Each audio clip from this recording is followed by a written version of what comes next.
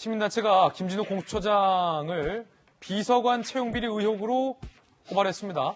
청탁금지법 위반이다, 업무방해다, 직권남용 혐의다 고발했는데 시민단체에 따르면 비서관 A씨, 5급 비서관의 경우 경력이 일천하고 능력 검증할 수 있는 자료가 없다. 학연, 지연 등 인맥에 의한 위법, 부당한 채용일 가능성이 있다라는 주장입니다. 관용차 운전을 했던 이 비서관은요, 올해 1월에 특별 채용됐고, 지난해 4월 변호사 시험에 합격을 했고, 추미애 전 장관의 후배다라는 시민단체 주장. 이 비서관의 아버지는 추 전 장관 대학 후배, 사법연수원 동기다. 라는 이력이 있습니다. 자, 이에 대해서 공수처의 해명은요, 변호사 5급 별정진 공무원 임용 자격이 있다. 이 같은 규정에 따라서 채용된 것이다. 특혜 의혹 제기는 사실 무근이다. 라고 반박을 한 바 있고요. 자, 이 가운데 오늘 동아일보는 출입 기록 공개를 두고 공수처가 거짓말을 하고 있다라는 의혹을 보도했습니다.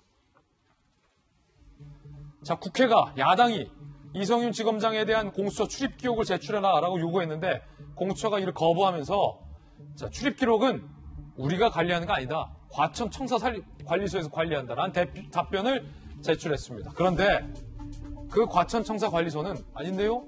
공수처에서 관리하는데요? 라고 얘기를 한 겁니다. 이에 대해서 공수처는 실무진의 실수다.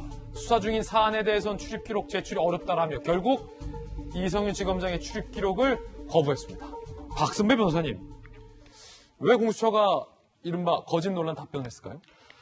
혼동을 했을 수 있다고 봅니다. 공수처가 소재한 장소가 과천 정부 청사다 보니 정부 청사 전체 관리 주체가 출입 기록도 관리한다고 오인을 했다가 해명 내용을 듣고 실수라고 인정한 것으로 보이는데 의도했다고 믿고 싶지는 않습니다. 이 관련 수사가 이어질 수도 있는 상황에서 섣불리 거짓말을 했을 것 같아 보이진 않습니다만 이 사건, 채용비리 특히 의혹이든 그리고 출입 논란이든 사건 자체가 수사로 이어질 수 있는 상황이고 상황에 따라서는 즉 채용비리 의혹을 비롯한 일련의 사건들은 내부 문제이기 때문에 실체관계를 밝히기 위해서는 압수수색이 필수적인데 검찰이 공수처에 대해서 압수수색을 한다 상당히 어색하죠. 예. 실제로 벌어지기가 어려운 상황이다 보니 무엇보다도 씁쓸한 기운을 남길 수밖에 없습니다. 공수처가 정식으로 출범도 하기 전에 오히려 수사 대상이 되고 압수수색 필요성까지 거론되는 상황이 상당히 씁쓸한데 이러한 논란 때문에 지금 속보에 나온 것처럼 CCTV를 자진해서 제출하겠다는 입장을 보이고 있습니다만 출입 기록 자체는 수사 중인 사안이라 밝힐 수 없다고 하고 있는 입장입니다. 검찰과 공수처의 관계 정립, 어떠한 방식으로 관계를 정립해 나갈지는 지금도 서서히 해결해 나가야 할 문제가 아닌가 싶습니다. 네, 저희들은 60초 광고 후에 돌아오겠습니다. 잠시 후에 뵙죠.